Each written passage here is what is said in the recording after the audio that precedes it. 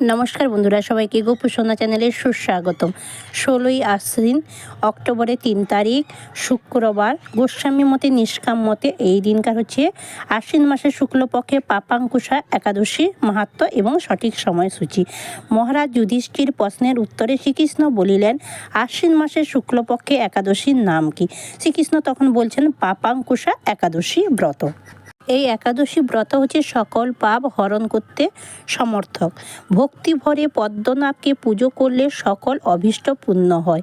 মহাপাপী যদি ও শ্রীহরির শরণাপন্ন হন, তাতে তার নরকবাস নিবারণ হয়। শত শত রাজস্ব যজ্ঞ, অশ্বমেধ যজ্ঞ, বাজপেয় যজ্ঞ, বহু তীর্থ সেবা প্রভৃতি সকল কর্মের যত ফল লাভ করা যায়, এই একাদশী ব্রত তার অর্ধেকও নয়। প্রভু পদ্মনাভের প্রিয় এই একাদশী ব্রত সকল ব্রতের সেরা। এই পাপাঙ্কুশা ব্রত বর্জিত হয়ে দেহ ধর্মের আচরণ করে, তার দেহ গুরুতর পাপের আশ্রয় হয়। এই ব্রত সকল পাপের অঙ্কুশ, তাই এই একাদশীর নাম পাপাঙ্কুশা একাদশী।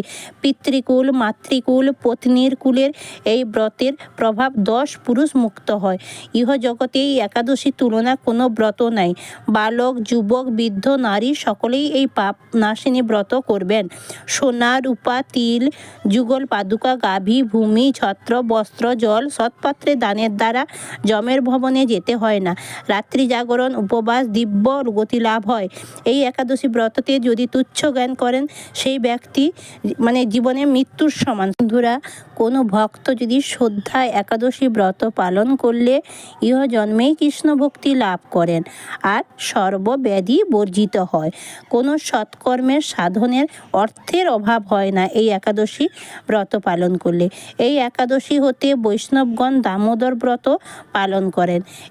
এই ব্রতের সকল প্রকার ভোগ বর্জন করে হবিষ আহার, ভূমিতে শয়ন, ব্রহ্মচর্যা পালন, সাধু সঙ্গ, সদ্গ্রন্থ পাঠ বা শ্রবণ করে 1 মাস ব্যাপী নিত্য দামোদর অষ্টকম পাঠ বা শ্রবণ করেন। বন্ধুরা, অবশ্যই বন্ধুরা, এই আশ্বিন মাসের শুক্লপক্ষে পাপাঙ্কুশা একাদশী মাহাত্ম্য বা সঠিক সময়সূচি বন্ধুরা বলা হলো।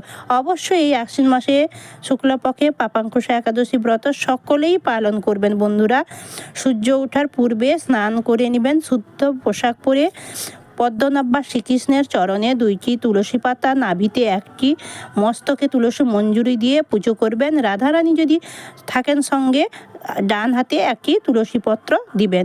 অবশ্যই বন্ধুরা, ঘিয়ের বাতি করে কর্পূর দিয়ে আরতি অবশ্যই করবেন। বেশি বেশি হরির নাম করবেন। সকলে ভালো